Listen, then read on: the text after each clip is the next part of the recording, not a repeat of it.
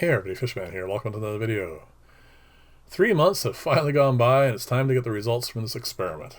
Now, for those of you who are tuning in for the first time, I am going to go over all the initial setup protocols and also go through the maintenance I did on these and everything that got added to this system and try to cover all that because I did get a number of comments over the last 3 months regarding a lot of those issues. And hopefully, if I don't forget anything, we'll clarify all that. So, this was an experiment set up to see how a number of different kinds of plants will grow in 3 different kinds of substrates. The one on the far left is just plain gravel. The one to the right of that is a potting soil, no additives added to it at all, just plain potting soil. And the one on the far right, that is a commercially available plant growth substrate. Now, when I first set these up, I put in the same number of guppies. They were juveniles, but I think they're reasonably old enough to sex, and I try to keep the ratios relatively the same. And I didn't weigh them, of course, or anything, but I try to keep them as even as possible. Now, they also got the same number of shrimp, scuds, and snails. Again, ballparking. I wasn't really, trying to get exactly the same number of everything, but I wanted to keep it as close as possible. Now, the only thing that got added differently after the start was the tank on the far right. I had to add more snails, I had to add more shrimp, and a few more scuds, but I don't think I added that many of those. And that was because I found with the commercial substrate that the invertebrates did not fare well at all, and I needed to add some more. Other than that, like I said, that was about the only difference as far as adding goes. Now, the initial plants were, again, not weighed or anything, but I tried to keep them as even as possible for how much of each got added. And the other thing is I fed them all the same. And then when they first started having babies, the one on the left started first. I added also whatever fry food I was giving to that tank to the others as well. And then, of course, it wasn't too much long after that they all started having babies anyway, so that evened out quite quickly. They all get exactly the same amount of water changes once per week, and they also get exactly the same lighting. As a matter of fact, the same LED strips are over all the tanks, and that is a 10K fluorescent strip with a greater than, CRI greater than 95%. So it's actually a really high quality light, and it is on for 12 hours a day. No CO2 is added to any of this. No fertilizers are added to any of this. This is just plain underground filtering for all of them. They all go to a high humidity planter in the back, as you can see, which was populated with exact same plants. And the only difference in the underground filters are the one on the gravel one's obviously gravel. The one to the right of that is gravel as well, but it has a container of soil on top of one section of it to add a little bit more of flow through that for that. And the one on the far right is the plant growth substrate. That is actually what's in the underground filter itself. And that is the initial setup. And I think that's covers everything. Now, like I said, no CO2, no fertilizers, which a lot of people have asked about, and it's just being fertilized by fish poop. So let's get on to the results. Initially, I am going to go over the results for the plants, but I do want to cover the other life in the tank as well, because to me, the balanced ecosystem approach to how this all works out, how they all interact, is really, really important to me. So I do want to cover that, so stick around to after this part, and I will go over the other aspects of this as well, because, like I said, that's just as important. Now, the format for all the plants I'm going to do is going to be the same. The one on the left is going to be gravel only, the one in the middle will be soil, and the one on the far right will be the commercial plant growth substrate. So, this is Red Luigia, and as far as initial appearance of all of them, they're all healthy plants. They all have good stem. They have also good leaves. I haven't noticed that any of the leaves are, losing color at any point in time. I mean, this is gravel only, and you can see it's nice and healthy. It's not having any issues, like I said, with leaves falling off. It's not sparse. It's not spindly. They're all really good, healthy plants. The gravel only is the smallest. It didn't grow as much as the other two. That may not necessarily be the most important factor to you, but I'm going to leave that sort of thing up to you guys. I'm just going to present results, and you guys can figure out what's best for you and how you would like to do things. The middle one, I think, grew the most, and that was the soil. And it does also seem to be sending out a few extra roots along its stem. And I think there's actually a few more extra roots in the soil itself. And again, like I said, that's still a really nice, healthy plant. This is the commercial plant growth substrate, and it is a little smaller. And the thing I noticed most is it does have a few less roots along the entire length of the stem. Again, depending upon how often you want to prune or how quickly you want things to grow, with red Luigia, honestly, there isn't really enough of a difference between any of those to just pick one over any of the others. They're all perfectly fine. The next plant, though, is this is Vallisneria. And there is a drastic difference between all of them. Now, when I originally did this experiment, this is some time ago now, I had done Vallisneria. They were in the same tank. There was a gravel one like this one here, and it was side by side in the same tank with the soil one. And then I found that the Vallisneria grew quite well, whether it was in gravel or in soil. Now, because they're in separate tanks this time, it's not getting the benefit from the leaching effect of the water and pulling the soil out into like the nutrients into the water. Because Vallisneria, as got pointed out a number of times during that last experiment, it feeds an awful lot through its its leaves. And as you can see, this is the clear winner.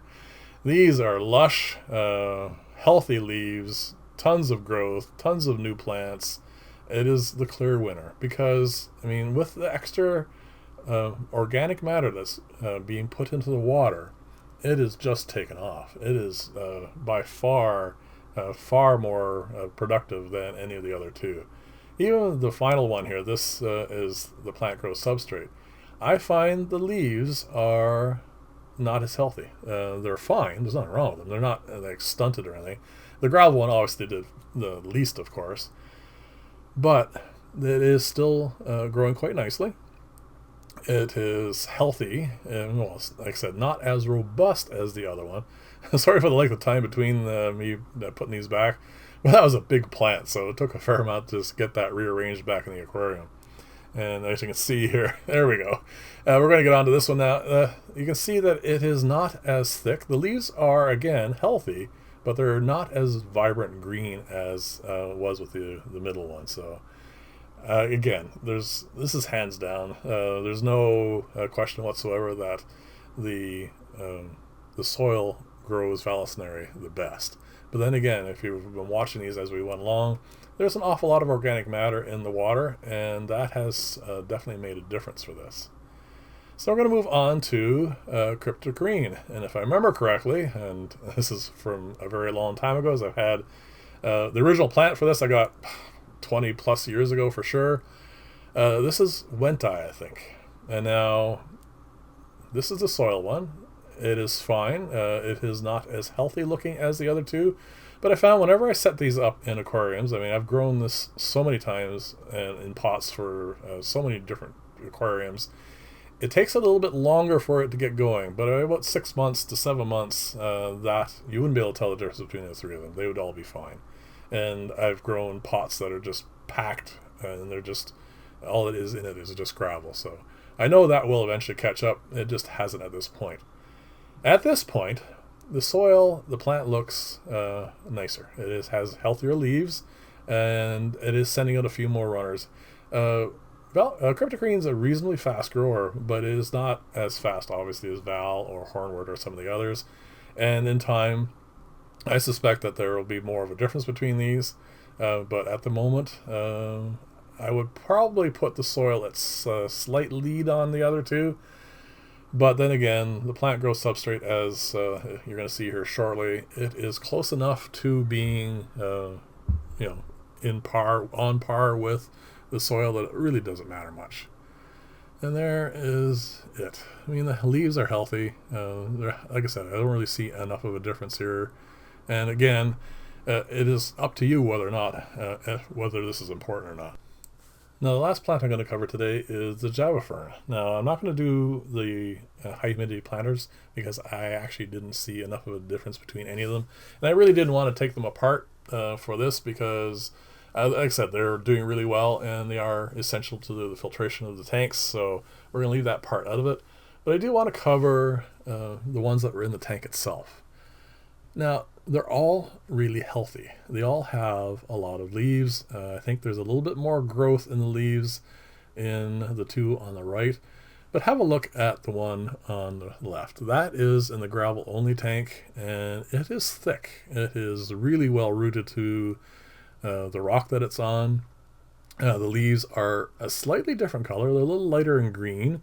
But that doesn't mean that it's less healthy, because a lot of leaves in Java Fern when they first come out will tend to be a little lighter in color. To me, this is just growing really nicely. And the gravel does have to have a win, and I think it is actually better in this particular situation than the other two. Again, I think it doesn't really matter because they're all doing really well. The one in the middle has thicker, longer leaves, and I think that's the reason why it has fewer in the sense of what's growing on it, because it is not reproducing as much as in the sense it's just actually growing bigger leaves to begin with. But it's doing really well, and it is like teeming with life, as you can see in the white background there. You can see the scuds and the shrimp and everything moving around on it. Like I said, they're all doing really quite well. In this particular case, there is no clear winner. I would probably just give it to the gravel just to give it one. The plant growth substrate, not an issue with it as far as anything I can see. It is also sending out lots of leaves, and the leaves are also quite long and doing well. But I don't think, considering the vallisneria results, I don't think there's much in the way of leaching from the plant growth substrate into the water column itself. I think that's what the vallisneria has given as a result for that. But I really do want to talk a little bit more now about general overall results for the whole thing, including all the things that are growing in it. Looking at the overall ecosystems of these tanks, I'd have to give it to the soil tank. It is by far the most vibrant. It has the greatest population of plants, fish, snails, scuds, everything. Everything is doing really, really well in here. And considering the fact that there's a fair amount of tannic acid leaching into the water, as you can tell by the amber color, and the fact that these are guppies, and the guppy population in this tank is more than the other two, probably actually more than the other two combined. And considering that guppies prefer slightly harder water, and definitely on the alkali side, it is rather kind of impressive. Even though I did put a few pieces of coral in each of the tanks, it is not enough to combat that, and still they do really, really well, and I haven't had any issues with their health. And now, as far as the gravel goes, again, no issues with the fish, no issues with actually anything at all. It is just a slightly slower pace than the other two, and that's fine. I mean, if you don't like pruning plants, it is a perfectly good example. One of the things I am going to do, though, is in the back of this tank, I've shown you a couple times, there is a container of soil sitting on top of the undergravel filter. And what I'm going to do going forward for this is I'm going to take that container of soil out, and I'm going to put it in the same position in the gravel tank only, and see if, as that tannic acid leaches out of that as well, that it will kickstart the growth for the vallisneria primarily, because I want to double check that. And that's this thing here. So I'm going to pull this out of here, move it over into the other tank, and then someone else asked if it would make a big difference to this as a shock or whatever to put carbon on this tank and remove some of that tannic acid. Would that change the vibrancy of this? I'm a little hesitant on doing that one because I really do like this tank. but I might give that a try as well. Now, as far as the far right tank goes, initially it had great issues with invertebrates. Snails, scuds, shrimp, they all suffered. I mean, there's a little graveyard of snail shells at one point, and I did have to re-add all those invertebrates later on just to keep it on par with the other two. So, and the other thing it has going against it is initial startup costs. Now, I have tons of gravel kicking around from tanks I've taken down from people and whatnot, so the far tank on the left I didn't pay anything for. I mean, that's just old gravel. But as far as the price goes between it and the soil one, I buy every couple of years. I'll buy one of those huge bags. I think they're 20-30 pound bags of soil for about $2, and it lasts forever. And then usually what I do is I just buy a new one just to make sure it's fresh, and so it's pretty much free. And everyone who's started up any of the commercial plant growth substrates know for a much smaller bag, it costs roughly about $30 to do that. So that is definitely something to keep in mind. So, as always, if you like the style of video, please like and or subscribe, and leave me lots of comments. Let me know what you think of all this, and if I've missed anything, of course, and I'll try and cover it on upcoming Sunday vlog. So, there you go, 3 months in, and those are the results. I actually really like this particular one, and I do have another plant growth experiment going to be coming up shortly, which I want a lot of input from you guys in. So definitely pay attention to that one and see if there's anything you would like to have covered for that. So thanks again for watching. I will see you in the next video, and bye for now.